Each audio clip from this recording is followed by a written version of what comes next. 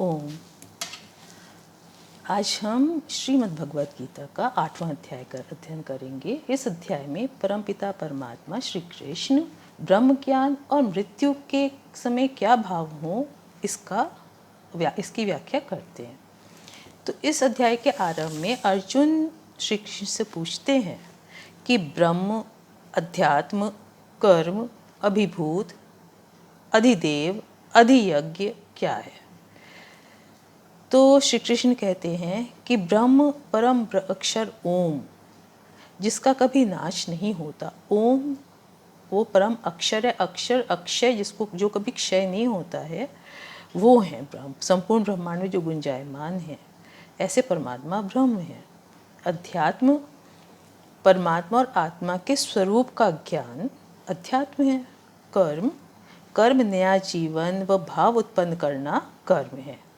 मनुष्य द्वारा जो भी तप, यज्ञ, दान, त्याग आदि कर्म किए जाते हैं, जो प्रेजेंट लाइफ और नेक्स्ट लाइफ को इफेक्ट करते हैं, वो सब कर्म होते हैं।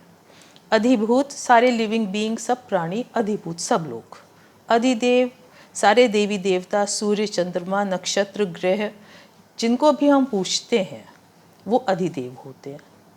अधियज्ञ श्री कृष्ण कहते हैं कि सब में आत्मा रूप मैं अधियज्ञ हूँ, लॉर्ड ऑफ सेक्रीफाइस। मैं सबके अज्ञान का अंत करता हूँ, मैं इंद्रिय, मन, बुद्धि को कंट्रोल में करता हूँ, मैं अधियज्ञ हूँ। फिर वो कहते हैं, श्री कृष्ण कहते हैं कि अंत काल में मनुष्य जिस भाव को याद करता हुआ शरीर त्याग करता है, जिस भाव को सोचता हुआ शरीर त्याग करता है, वो वही भाव होता है जिसका चिंतन उसने जीवन पर्यंत किया होता है। जो भाव उसके जीवन में हमेशा रहता है, अंत समय में भी जनरली उसी भाव को सोचता हुआ, उसी भाव से मृत्यु होती है। जैसे कि यदि धन की ज़्यादा चर्चा और चिंतन होता है घर में, तो उसी भाव मृत्यु के समय भी वही भाव रहेगा। ऐसे ही यदि कलह घर में ज़्यादा होता है, तो मृत्यु के समय अशांत मन रहेगा। तो जैसा संस्कार होता है, वैसा ही अंत समय का भाव होता है। तो वो कहते हैं कि यदि मनुष्य का ज़्यादा भाव में की चिंता जो है पुत्र की, धन की, संपत्ति की होती है या भक्ति की होती है, तो मृत्यु के समय वही भाव रहता है। और जो भाव मृत्यु के समय रहता है, वही गति उसको नेक्स्ट लाइफ में मिलती है। मतलब उसका जन्म उसी वैसे ही संस्कार वाले परिवार में होता है। इसीलिए हम लोग क्या शुरू से कहते हैं कि संस्कार अच्छे होने चाहिए, जिससे कि ये वाला जीवन भी शांति से गुजरे और नेक्स्ट जीवन भी शांति से जाए। तो हमेशा हम लोग क्या कहते हैं, संस्कार अच्छे होने चाहिए।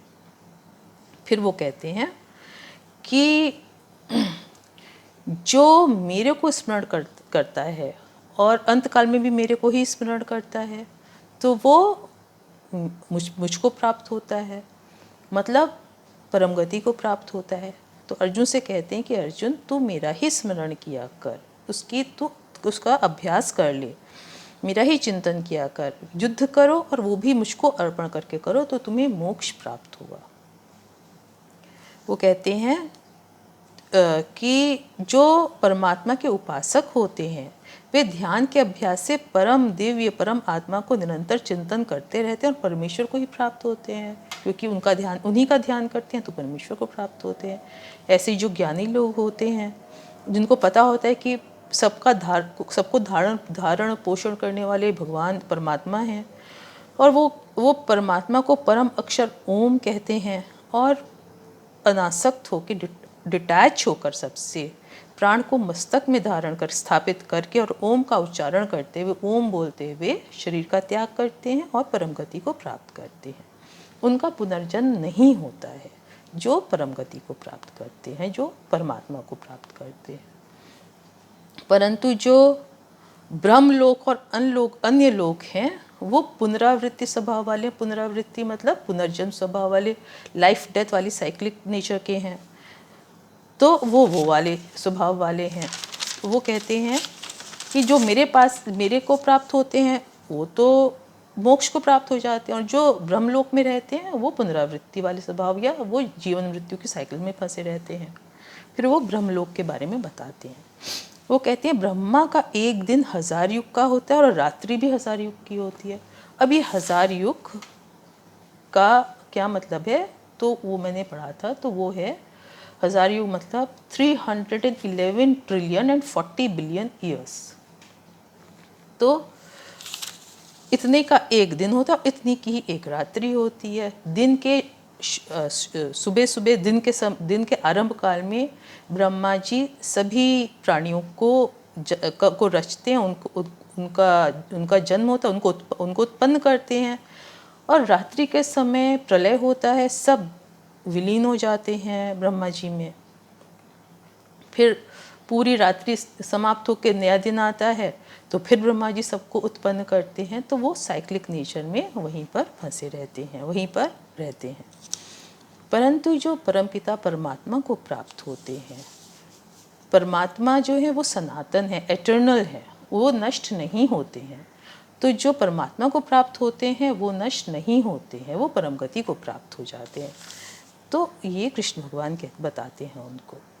फिर कहते हैं मृत्यु के बारे में बताते हैं वो कि मृत्यु यदि दिन के समय हो, जब सूर्य प्रकाश होता है सूर्य का, शुक्ल पक्ष में हो, जब चंद्रमा न्यू मून से फुल मून की तरफ जा रहा होता है, उत्तरायण में हो, उत्तरायण मतलब अराउंड 22 मार्च से लेकर 21 या 22 सितंबर तक का जो समय होता है, तो जब सूर्य का प्रकाश तेज होता है, तो भक्त योगी जो हैं वो जो भक्ति करते हैं वो निर्वाण को प्राप्त होते हैं। और यदि मृत्यु रात्रि में होती है, अंधकार में, कृष्ण पक्ष में होती है, जब चंद्रमा फुल मून से छोटा हो रहा होता है, दक्षिणायन में होती है, जब सूर्य का प्रकाश कम होता है, सर्दी का मौसम होता है, 22 मार्च से लेकर 22 सितंबर से लेके और मार्च तक का समय, सितंबर से मार्च तक का समय जो होता है, तो वो दक्षिणायन का समय होता है। इसमें जिन योगी जन जो है इसमें स्वर्ग को हो जाते हैं, मोक्ष नहीं मिलता है, स्वर्ग में जाते हैं, स्वर्ग में जाकर स्वर्ग का सुख भोग कर फिर से पृथ्वी पर आते हैं, और इसी प्रकार जीवन मृत्यु के साइकिल में आ जाते हैं फिर से।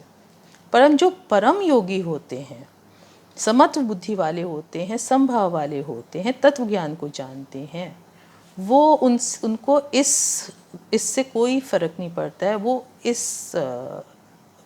इसके बावजूद वो परम गति को ही प्राप्त करते हैं, उनकी मृत्यु जब भी हो, वो हर स्थिति में परम पद को ही प्राप्त करते हैं। तो इस प्रकार ये 8वां अध्याय यही समाप्त होता है।